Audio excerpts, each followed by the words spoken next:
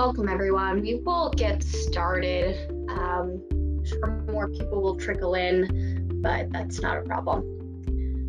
Okay, so as of right now, you guys can see my presentation screen. Welcome to Labster. This is a webinar based on our integration with Canvas and a way for you guys to learn our process, how we integrate with Canvas, and how professors can download simulations and upload them to their courses. We'll go ahead and get started. Obviously, what to expect is our integration process from in order form to meeting one of me, who I'm part of the implementation team. My name is Joanna. There's several others like me who will probably be helping you guys as well. We'll go over how to upload simulations to your Canvas. We'll go over the support options that we have for teachers and students.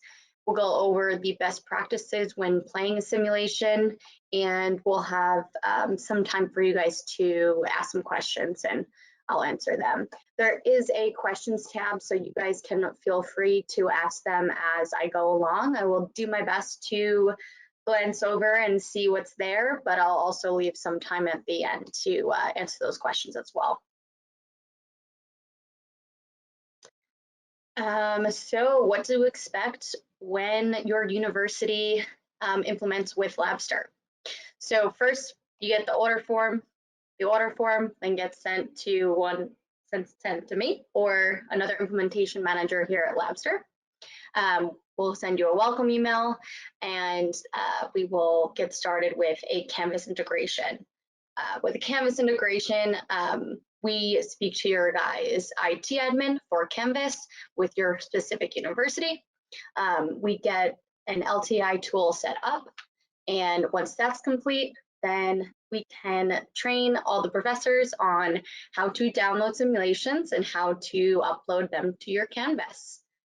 Once that onboarding, downloading, training is complete and professors are confidently using Labster within their semester, their course, you will then get introduced to a customer success manager who will be happy to take any feedback, answer any curriculum questions, or just anything that pops up throughout your course. This is our team. This is our implementation team. We're humans, so I do like to show you little pictures of us. We have Suze, we have Cole, Victoria, Danielle, Drew, Manny, Andres, me, Joanna, Melissa, and Kate. We are all super excited to meet you guys. So you guys will get assigned you will get assigned an implementation manager from our team who will then go through the entire process with your IT admin and training your professors. So how do we integrate? So Labster's software integrates with your Canvas. It allows you to, first on the back end, your IT admin will set up a set of consumer keys and shared keys. If you're not that techie, that's totally fine. It's up to them. They'll set it up. But once that happens, professors will be able to download simulations and upload them to their Canvas course shell. This is where students will be able to view them through their own Canvas account, and grades will be automatically pushed over to your gradebook. Just a little plug in there. So what to expect? This is where you download simulations. This is our faculty resource page, which I will share my screen and go through step by step how to view this page, how to view simulations and choose them, and then how to download them to your computer. Once you download them, you'll upload them to your Canvas course shell. It's fairly simple, but I'm going to share my screen and show you. So don't worry about that. Okay. Oh, so here, let me share my other screen quickly.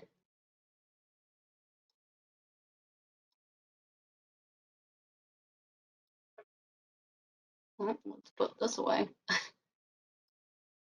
Okay, so you might notice that I am staring over here.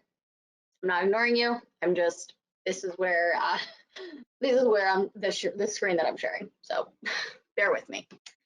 Okay, so this is our faculty resource page. It's where you're going to view all of our simulations, the descriptions, the quiz questions, and actually download the simulations to your computer, which you will then upload to your Canvas course. So this is our new tab. So any new simulations that come out will pop up here. So keep an eye out on it if you don't see the simulations that you want in this tab right here. Getting started, this is a quick overview of what I'm going to do today. So you can always check that out on your own time. The simulations tab right here, this is where you will browse all these simulations and decide on which one you want to use. So say we want to check out general biology. We will click on general biology. You'll have a list of all of the course simulations that we offer. You can also download this PDF summary of each simulation to get a deeper dive. But you can also click on the simulation itself, which will give you some more information.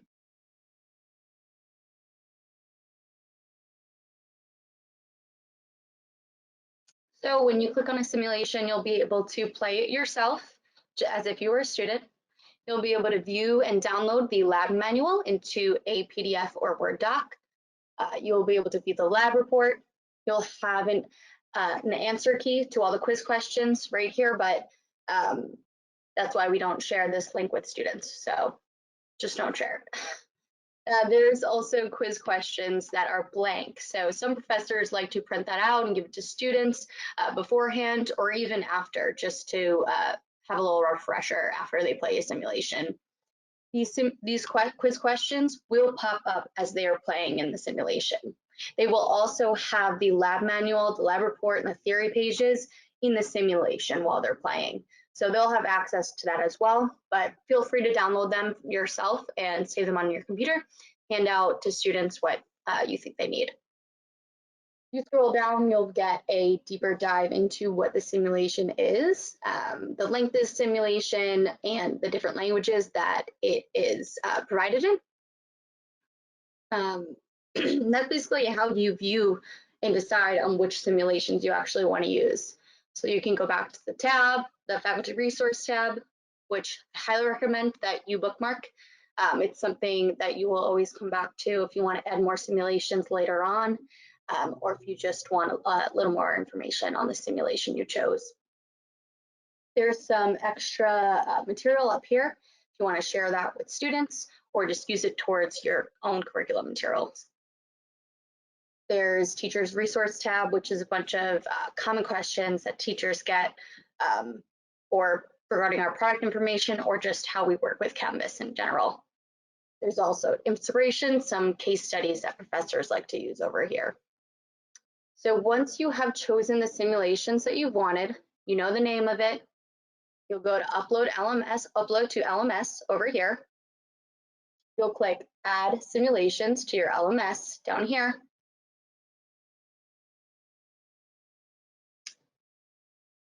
Might take a little while to load, but you'll have a small screen pop up just like this. You'll be able to navigate through a topic. So let's say we are doing biotech. It'll filter all the biotech simulations. You can also search the name of the simulation up here in this little tab. It's something that some professors like to use. It's a little easier if you actually know the name of it. From here, you would just click the little plus sign and add whichever simulations you want to download and put into your Canvas. Let it be known, you can always come back to this faculty resource page and add more simulations, but it does make sense to do it all in a lump sum. But it's up to you. It's totally fine. Say mid-semester you realize you'd actually want to add this other simulation. Feel free to come back to the faculty resource page and download it this exact way. You will then click download right down here. You will obviously click your own LMS, which is Canvas here. And then you will click download common cartridge file. So when you click that, will download to your computer. Usually it'll pop up right here. It will always say CC underscore. If you are using a MacBook, typically when you download a file, it tends to unzip. I would just zip that back up right before you upload it to your Canvas. Oh, sorry, my computer's going a little slow. So we downloaded that file, the CC underscore right here. We'll go into our Canvas. I have a little fake account right here that I use to do these trainings. So once you get into your course shell, mine is obviously Biology 101, you'll go down to Settings, this little tab right here. Once you go into Settings, you'll see right here it says Import Course Content on the right. You will click that. You will go to Import Content, Content Type, and that's where you will select Common Cartridge. You will choose the file that we just downloaded. It's usually always the first one at the top is the last download, but feel free to check by time. It's usually what I do. You'll click Open. You'll see that it's downloaded right there. Default, you'll leave blank. The only thing that you're going to have to do here is click All Content, and that's it, and then Import. Once that happens, you'll see it's queued up right here. It takes a little bit, but not too long. Once it's green and completed, you will go into your assignments in this course.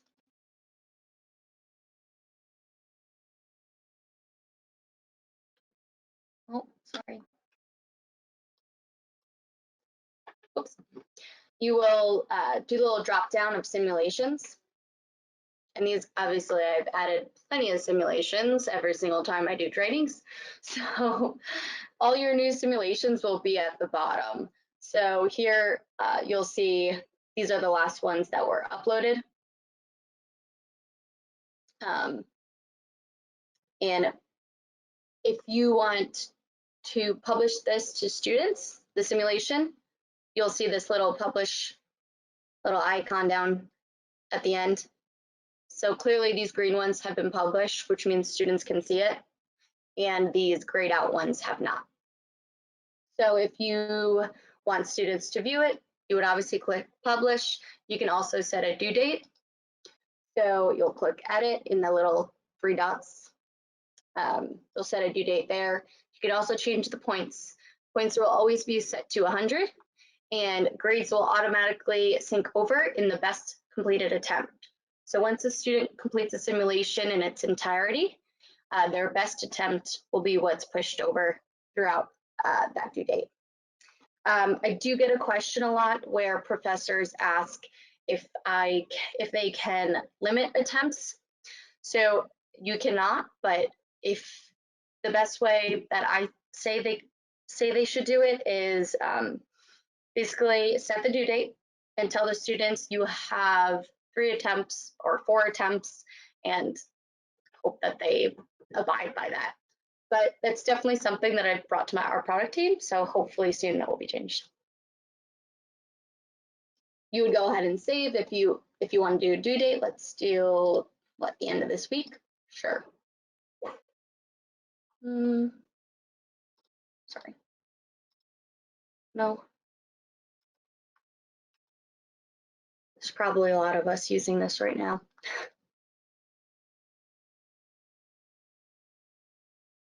All right, well, that's how it would work. But from here, feel free to move things around. So say you want these 3 that are already published to be under assignments, you'll put them right there, and that's how they would show up for your students when they go to the assignments tab. So you can put these in a different order if you want. That's totally up to you. Say you're not ready to publish these yet, you'll just unpublish them, and that's it. So from here, when it comes to grades, um, grades will automatically be synced over by best attempt. Oh, let's see. The settings for Canvas. So Canvas settings, there's nothing you need to do on your end. You just upload the simulations. Usually each institution, each university sets up their Canvas um, a different way. That's on their end. So if you might have an IT admin that doesn't allow um, allow professors access. So you can change the number of attempts in Canvas. If that's something on your Canvas end, it's not, I mean, it's not something on our end. So that's great. I've had questions on attempts. I guess they just don't have access to it through their IT. Some IT admins have just don't allow it, but that's up to them. Students will see their assignments. They'll actually click on the simulation here. And it's going to be 2 clicks for them in order to get to it. So they'll click on the simulation. It'll bring them to a page that looks like this with a bunch of different descriptions, some pictures to show them what it looks like, learning objectives, the techniques, a little deeper dive into the simulation itself, and then they will go and click Load Labster, the last tab at the bottom. Obviously, I don't have an actual class or an actual simulation, so it's not going to pop up for me, but that's fine. What it would look like, I'll just do this for an example, but it would pop up like this on their screen. It would load. Depending on how the university has purchased Labster, sometimes the university purchase it for the students, and then sometimes the students have to purchase on their own as a textbook. How that works is when a student launches a simulation, when they'll have a pop-up window that says enter credit card or enter voucher code. If you're doing Labster through the bookstore, your implementation manager will be in touch with the bookstore and we'll get those vouchers out to students as needed. Sometimes it will stop at 24%, and that is typically due to our best practices, which I'll get to after this. All right.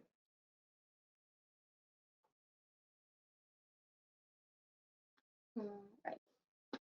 Let me see if there's another question here.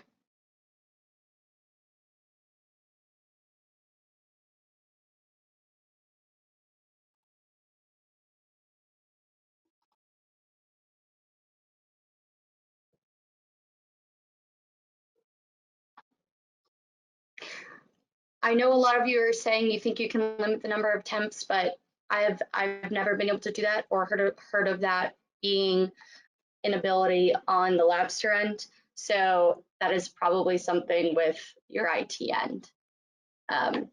Because when your grades get synced over, the way that we have the IT set it up is to best attempts, which is unlimited on our end. So it might be something that your guys' IT admin can limit, which that's great. If it's not, then I would suggest using our dashboard that is provided to you guys. When I say the dashboard,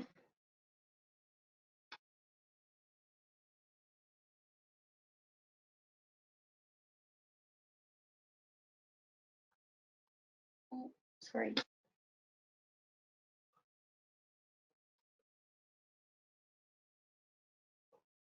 It's not loading. For example, I'm going to go to my other core shell. There's clearly a lot here.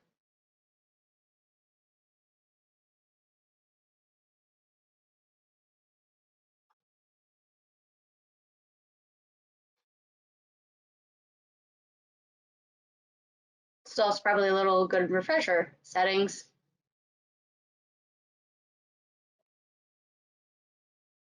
import course content,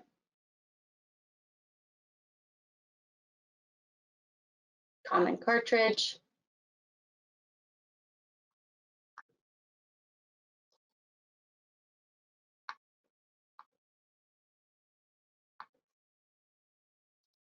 that will be blank, all content, great, import, it's queued up.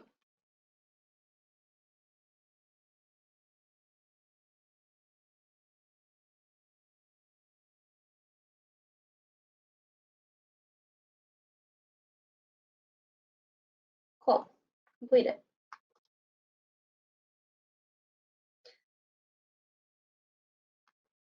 Oh, sorry. I do not speak German, so I don't think that would help. So once they're downloaded, you will have a Labster dashboard that pops up here too. And that's just an additional tool that Labster gives you. It has nothing to do with your guys' own gradebook. It's just another way for you to get a deeper dive into the questions that students have answered, what they got wrong, how many points each question was, and so on. So you would click on the dashboard. I don't have any students in this course, so it's not going to show up probably, which that's fine. So when you do click the Labster dashboard, let's do my test dashboard. Yes, it will look something like this. You'll be able to see students' attempts once they complete a simulation to 100%, then they will actually populate in this dashboard. You can click into each student to see how many attempts, which is if you can't edit and limit the number of attempts on your own, then this is what you would kind of use as a guide to see how many attempts it actually took them, and then a deeper dive into which questions they were actually getting wrong. Oh, great. Let's sign in again.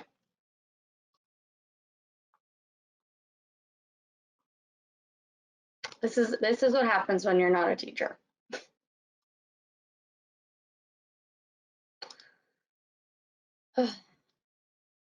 I'm sorry, I don't know why this isn't working. It worked this morning. Essentially, you will see a list of questions that were right, questions that were wrong, how long it took them to answer the question. So this is helpful for some students that are struggling a little. It'll give you a deeper dive. You can also export it so that you have all the students' names and all the information in an Excel file. So this is the dashboard. It's a deeper dive into the simulations that have been completed by students. And if you do have that ability to limit it on your IT end, that's awesome. That's great. But it is something that a lot of universities have told me that they do not have the ability to do. So in that case, you would then view the dashboard to see how many attempts it actually took each student. Lastly, I would love to go over the troubleshooting. It's so when students are stuck in a simulation or it's just running super slow, there could be several reasons why. It could be the browser they're using, it could be their cache and cookies. So I would definitely bookmark our support page because you can ask whatever question that you have going on for students, for teachers, and for other people or any outside faculty that might be using Labster. Here's the basic Labster troubleshooting article. Typically, we say students and professors that are playing a simulation should be using it in Mozilla Foxfire or in Chrome. It's just the processor is better. Also, clearing your cache and cookies, which if you're not quite sure how to do that, it's a little link, you could just click it. Also, starting a simulation over. Sometimes we just need to turn things off and turn them back on. When students are playing a simulation, when you're inside a simulation, you always have this little blue bubble. That little blue bubble is our support. Click on it.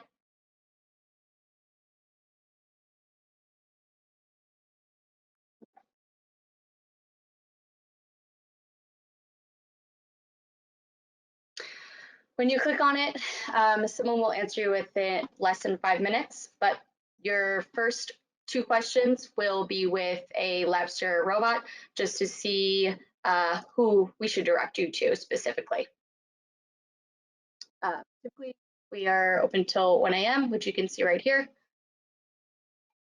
And let's see, do we have any other questions?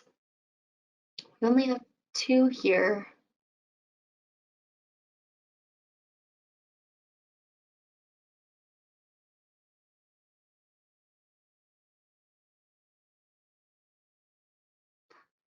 I'm sorry, I'm very close to you.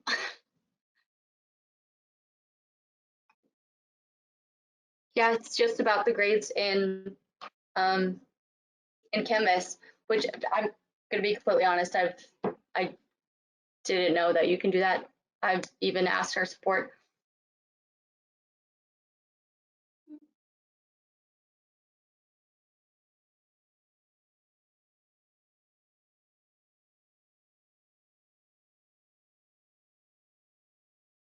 Philippines.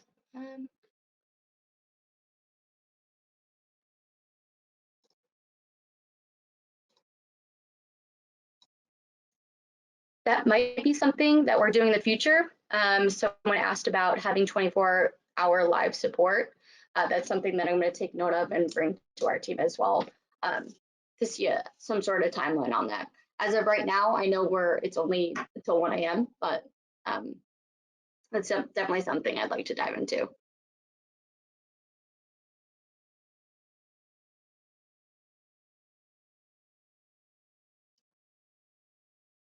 Let's see.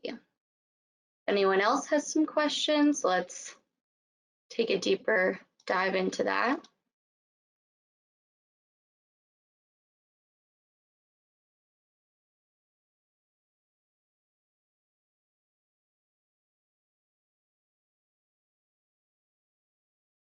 I don't think we have any more.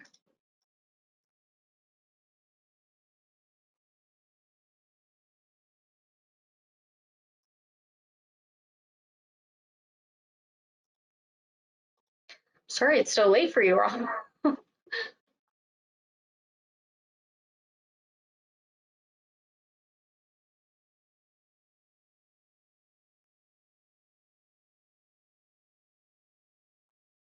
I will, no one has any other questions right now. I will show you guys our best practice page.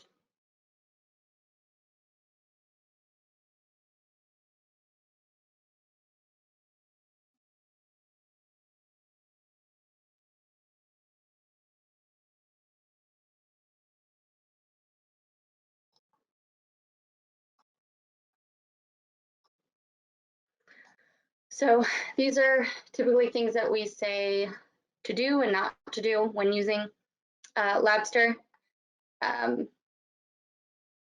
Use a laptop or a desktop. We're not mobilely compatible yet, so iPads will not really work. Only use one tab. I know a lot of students have a lot to do, so they typically have a lot of tabs up. Definitely not something I suggest. It will just slow down the entire simulation. And on WhatsApp. Students should be using Firefox or Chrome. Back to that troubleshooting page, you can click on the Firefox or Chrome link in that tab, and it'll give you a deeper dive into which type of laptops will work with simulations. Definitely close other websites or software similarly to the other tabs that you have open, and wait until a simulation loads to 100%. You don't want to leave that screen. Like I said before, don't use a tablet or any other device. We're not compatible with that yet. I would love to see that in the future. So hopefully that's something we can roll out soon. I wouldn't suggest using Safari or other browsers. We are not compatible with them yet. Definitely something that's on the horizon. Don't run other software that's combined with the tabs. And clicking away from the simulation while it's loading will obviously cause you some issues. And lastly, this is the support, the help tab that I was talking about here, where you can basically ask any question that you have if something's going on, even if it's simulation not loading. I'm sure there is an article there that will answer all the questions that you have. I'm going to go back to the other questions. I know we have reached our time, but let's just check. Looks like that was it.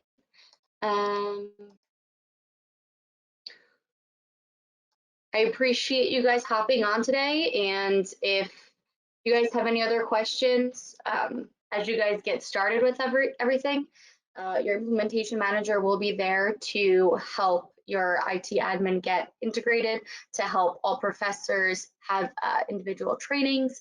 I'm sure that's something you guys can schedule, and making sure you and your students both have access.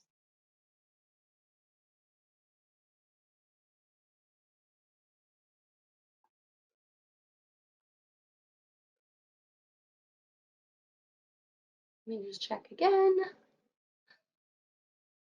Hope this was helpful. If you do have any other questions, you do have your implementation managers as you get started. Everyone at Labster here is super nice. We love feedback. We love to know when things are working, when they're not working, so that we can fix them and make your lives easier. So thank you for joining.